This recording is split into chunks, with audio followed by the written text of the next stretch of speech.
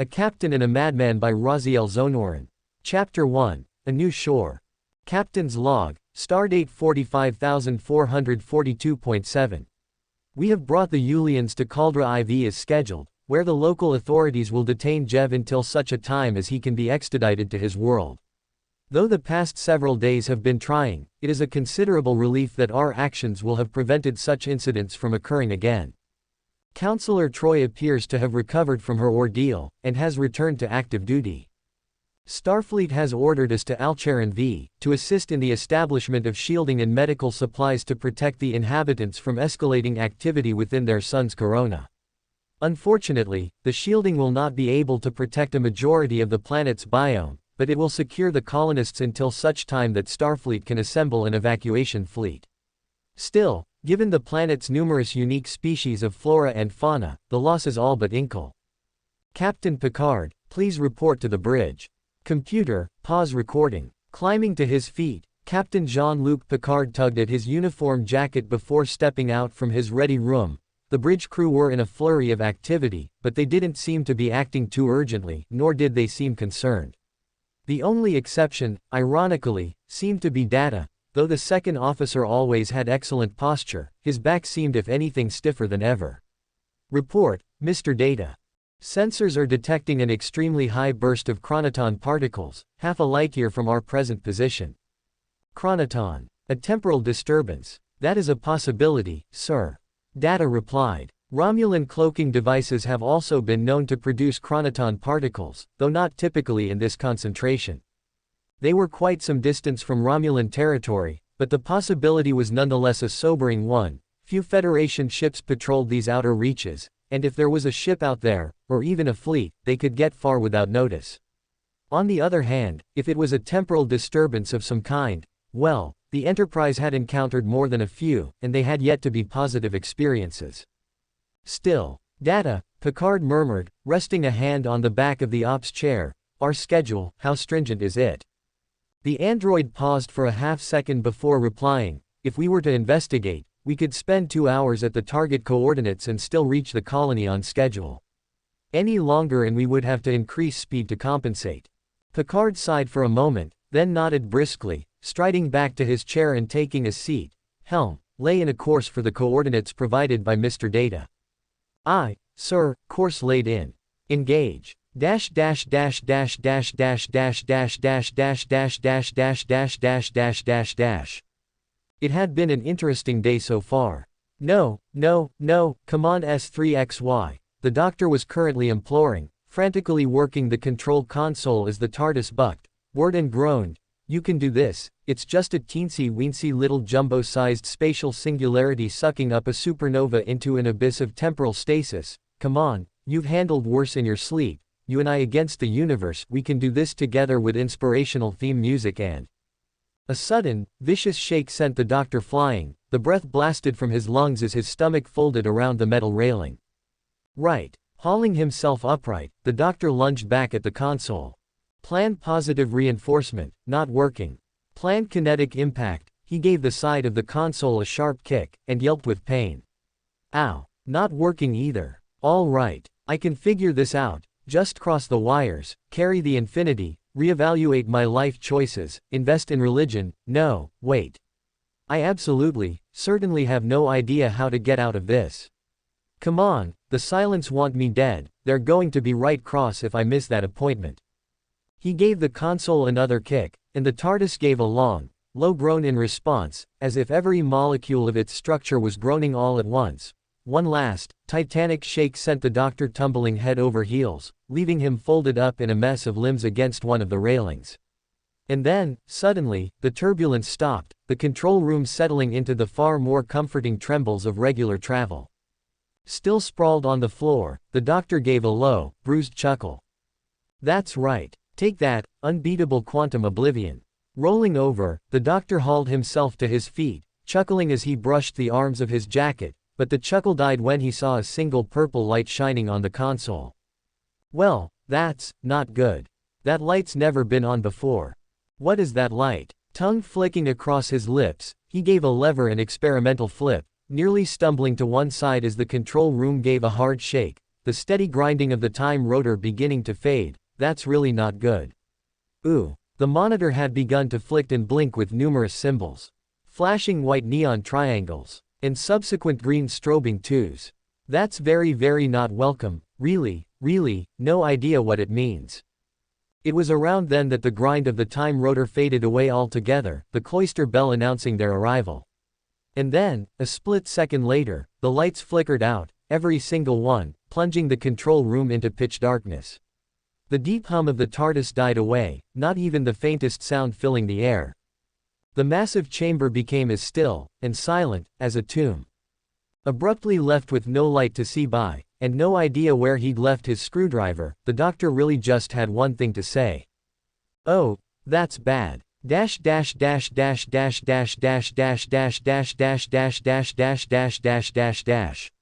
Captain, we are approaching the target coordinates," Data announced. "Sensors are detecting an object off the port bow. Take us out of warp," Picard instructed, "and bring us to 500,000 kilometers. Mr. Worf, raise shields." The hum of the Enterprise's warp drive faded to the lower thrum of the impulse engines as they inched towards the strange object, keeping a safe distance just in case it proved, well, unfriendly.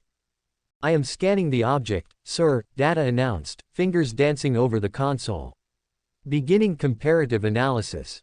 Picard nodded, shifted in his seat a little, glancing towards Riker. "I just hope we gain some answers before." "I have identified the object." Picard's mouth hung open mid-word for a long moment. "That was even faster than usual, Commander." "I cannot take credit, sir," Data confessed, blinking down at the readings. "The object appears to have English script on its surface that greatly narrowed the search. In addition, its dimensions and design closely mirror that of a structure commonly used in the mid-20th century by law enforcement of Britain, Earth. The most common term is police box." The bridge was silent for a long moment. "Data," Picard murmured, "this isn't an attempt to develop a sense of humor, is it?" "No, sir," Data replied, "I am putting the object on screen now." A split second later, there it was. Big. Blue. It even had the words, "Police Box," written across it, and though they normally looked like they were supposed to light up, the letters were currently dark, the entire object was. Once more, that confused, stunned silence settled on the bridge, as everyone tried to come up with some logical explanation to, well, explain that. "We're over 500 light-years from Earth," Riker murmured. "Even if that thing was able to break free of Sol's gravity, there's no way it could drift out this far, or even be brought with anything short of warp velocity, not in just 4 centuries. "Mr. Data," Picard asked, "is it possible that the object may have been transported by some form of spatial disturbance? An errant bit of jetsam, as it were?" Data paused for a moment before replying, "It is a possibility, sir. It would explain the unusual chronoton readings we detected at this location." Picard and Riker both relaxed a little, things seemed to be making a bit more sense. "This wouldn't be the first time we've seen temporal disturbances," Riker pointed out, drawing in a slow breath. "It could be that somewhere back in the 20th century, a police box just went missing, for no particular reason. Maybe something snatched it up, and deposited it out here, natural occurrence, even." "Yes, but what? And why?" Picard mused. "What could have done that so cleanly, with no surrounding debris or other matter brought along? Why just one police bee?" "Captain." Both officers turned to Ops, where Data was sitting, if anything, even straighter than usual, a sure sign he'd found something of particular interest. "I have managed to compensate for the interference," Data explained, frowning for him as he studied the readings. "And I am detecting what I believe may be a life form." "A life form?" Riker echoed. "Inside a wooden box in the middle of space." "Yes, sir. I am detecting no power emanations from the object, but I believe there is a living person aboard. The readings are strong, with no evidence that the life form is in danger." Picard hesitated for a moment, moving back to his chair before turning back to the viewscreen. "Could we beam the occupant aboard?" "I would not recommend it, sir," Data replied, the sort of frown deepening. "The spatial distortions make it extremely difficult to establish an accurate sensor lock. Attempting to beam someone from within, or even transport something aboard, would be extremely hazardous." There was another long pause as they considered the mystery, Picard wasn't inclined to try and bring the object aboard just yet, not without at least a little more information to go on. But without even the transporters available, and no accurate sensor readings, they were rapidly running out of useful options. I wonder. Picard frowned a little. Mr. Worf, open hailing frequencies. There was a noticeable pause before Worf rumbled, "Aye, sir. Hailing frequencies open. Dash dash dash dash dash dash dash dash dash dash dash dash dash dash dash dash dash dash. Ring ring, ring ring, ring ring. The phone still works. Ow." There was some muffled Gallifreyan curses as the doctor hopped on one foot across the control platform after rather thoroughly smashing his toes on his toolbox, sending the contents scattering in all directions. "Be right there. Don't hang up. Dash dash dash dash dash dash dash dash dash dash dash dash dash dash dash dash dash dash. We're hailing a wooden box," Riker pointed out softly, "a wooden box without any power readings. Something must be keeping the occupant alive, number one," Picard replied, shaking his head. "It can't hurt to TR." Suddenly, the channel clicked, and a slightly breathless voice came on. A slightly breathless, very British voice. "Hello." Clearing his throat, Picard climbed to his feet, tugging at his uniform shirt as he spoke. "This is Captain Jean-Luc Picard, of the Federation Starship Enterprise. To whom am I speaking?" "Oh. Pleased to meet you. Not familiar with that ship. I'm the doctor." "The doctor." Riker and Picard exchanged glances before the captain asked the next obvious question, "Dr. W.H. Just, the doctor." The voice faded a bit, becoming a mutter. Every single time they asked that. The silence that followed was gaping. Picard was an accomplished diplomat, with a sharp mind and skilled tongue. But even he was more than a little flabbergasted with the sudden appearance of an old, blue police box in the middle of interstellar space, apparently capable of housing a single British individual despite the fact that it was made of wood. "Scans of your box." "It's not a box," the voice interjected, sounding more than a little offended. "I mean, all right, it looks like a box, is shaped like a box, has things in it like a box would, but it is not a box. This is a TARDIS. My TARDIS. My box-shaped, but not box TARDIS." "Thank you. That clears up a great deal." Picard cleared his throat a second time before continuing. "We have detected no power readings from your TARDIS. Do you require assistance? We could bring you aboard our ship until you make whatever repairs you require." "Well, your readings are essentially correct, no more power. No more life support, but there's enough oxygen left in here to last me 9 or 10 years. I'm sure I could figure something out by then." The musing voice became cheerful again. "But that'd be unbearably boring, so I'd gladly accept your offer for assistance, Captain. I'd come aboard myself, but, well, as you can see, I'm not currently blessed with a tremendous amount of mobility. Or light. I don't suppose you have room on board your vessel for my TARDIS." "Well," Picard replied dryly, "I think we can find space for it. We'll tractor it into our shuttle bay. We'll have you aboard shortly." "Greatly obliged, Captain. See you shortly." "Indeed." Picard out. A silent gesture towards tactical was greeted with a nod, and Worf began the methodical task of tractoring the strange knot box into the main shuttle bay. As they waited, Picard shifted a bit closer to Riker, lowering his voice as his arms folded across his chest. "Thoughts, number one." "Interesting day," Riker offered ruefully. "So it would seem," Picard agreed, sighing softly as he considered their options. They had a mission to complete, but he was reluctant to leave the area without a more thorough search, just in case it bore any other oddities, ideally something that could shed light on what was happening. Begin a full sensor sweep of the area, see if anything else is drifting out here. If we can't find anything within the vicinity, resume course for Alcharon V. "Aye, sir. Mr. Data, Mr. Worf, Counselor, with me," Picard announced, and the trio fell into step behind him as he moved to the turbolift. "Time to greet our new guest. Commander, you have the bridge. Dash dash dash dash dash dash dash dash dash dash dash dash dash dash dash dash dash dash. As sensors suggested, I am detecting a life form within the structure," Data said, eyes flitting along the tricorder's display. "However, the readings are extremely erratic. I am unable to offer any information as to the interior, only that its outer shell does appear to be wood. They had assembled in the shuttle bay only a few moments ago, with a pair of security guards posted just inside the doors. Worf was the only other one armed, however, and despite his request, Picard had told him to keep it holstered. Nobody had tried to directly touch the strange blue box yet, but as the seconds ticked past, they couldn't help but wonder when.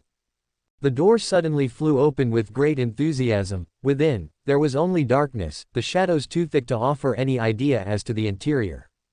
A half-second later, its occupant stepped out, adjusting his bow tie, straightening his suspenders, and tugging at the hem of his coat in a gesture that caused Troy and Worf's eyes to flicker, briefly, to Picard.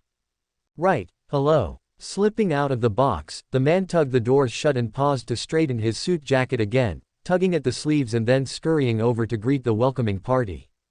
"Sorry about the wait, hard time finding the door in the dark, musta skinned my knees 5 times. For I found where I left my screwdriver, jacket pocket, as it turns out, really have to keep track of these things. So, I take it you're the captain, then." He finished, smiling brightly, his attention squarely on Picard. Picard, who had opened his mouth to speak when the newcomer had emerged, had only gaped at the seemingly normal human in outdated clothing, and his speech hadn't exactly been restored by the man's rambling monologue. Still, when the man finally stopped talking, Picard found enough inner equilibrium to reply. "I am Captain Picard," he replied cautiously, half turning to gesture to the others. "May I introduce my Chief of Security, Lieutenant Worf, my second officer, Lieutenant Commander Data, and ship's counselor Deanna Troi." The man's attention had wandered from the captain, not towards the other 3 occupants, as he hardly afforded them a glance, but instead to the shuttle bay itself, his brow furrowing with obvious interest. "Pleasure, right pleasure, wonderful architecture, very roomy in here, can't quite put my finger on the design style." Handshakes were administered, first to Picard, then to Troy. When he reached Data, however, he paused, frowning a little as he squinted at the android. "Huh, odd, curious eyes." Lifting the android's clasped hand mid-shake, he gave it an experimental sniff, then brightened. Various tripleimer composites, molybdenum cobalt alloys." Releasing the hand, he licked his own palm, smacking his lips before adding, "Ah, bioplast sheeting, brilliant, artificial life form, love those, always so nice to have a conversation with someone who understands half of what I'm saying most of the time. Pleasure to meet you, very much so, all of you, I'm the doctor, as you probably heard." And, why, he had moved on to the last person in line, but as he clasped Worf's hand and craned his head up to consider the scowling security chief, he paused. He didn't seem to be perturbed by the somewhat unfriendly expression, but the face itself did cause him concern. "What are you?" Worf stiffened a little at the question, obviously uncertain whether or not he was being insulted. But the genuine confusion in the man's eyes, to say nothing for the fact that his commanding officer was in the room, kept him from reacting unfavorably, instead muttering, "I am a Klingon." The doctor nodded along agreeably, then blinked. "A what?" Worf's lip curled a little as he all but growled. "A Klingon. A Klingoon." He didn't just look confused now, he looked downright disturbed, eyes narrowing. "Right. Never heard of them. That's odd." "Now that the proper introductions have been made," Picard said slowly, "perhaps you could enlighten us as to just what you were doing out here." "Right, yes," the man muttered, "very important to know who I am, where I'm from, but Klingon." Suddenly, in a flurry of movement, the stranger yanked out a metallic wand and, before anyone could react, aimed it square at the imposing security chief. Just as Worf lifted his phaser, though, the device's green crystal tip glowed, buzzed, and, seemingly, nothing happened. It was that absence of effect that kept the security team from opening fire, but the man didn't seem in any way bothered by it, simply snapping his wrist. The wand lengthened slightly, revealing a tiny display that he studied solemnly, expression grim. "Never seen this biological design before," the stranger mused, and then aimed the wand in Picard's direction. Once more, it buzzed that peculiar sound, but as Worf reached out to seize the doctor's wrist, Picard motioned for him to stand down, correctly guessing what this odd fellow's intentions were. Once more, the doctor's wrist flicked back once the scan was finished, and his eyes feverishly studied the miniature display. Well, you're human, at least, artificial heart, incredible, you must be a killer at poker, and you. A third time, the device buzzed, this time in Troy's direction, the readings only seemed to further trouble him. Or not. Human, I mean. Not entirely. I've never seen, what are you? Troy was all but buffeted with waves of worry, frantic confusion, almost fear from this strange man, rising higher with every moment, and so she kept her voice as calm and gentle as she could. I am half Betazoid. Betazoid. He whirled around to glance at the TARDIS, then whirled back to the increasingly uncomfortable group. Never heard of it. All right. A room with a human and two races I've never heard of. This is a first. Ever. His brain suddenly switched tracks. What year is it? If you mean by standard Terran calendar, the year is 2368, Troy replied, but rather than settle the strange man, it only seemed to fluster him all the more. No, that can't be right. The doctor's eyes flickered back and forth as he took a half step back, looking increasingly like a caged animal with every passing moment. This couldn't possibly be 2368, I know 2368 like the back of my hand, had lunch with some very prominent people in 2368, and this is most certainly not, unless. When the doctor trailed off, glancing back towards the blue box, Picard tried to urge him along, unless. ... Oh no. This is even worse than I thought.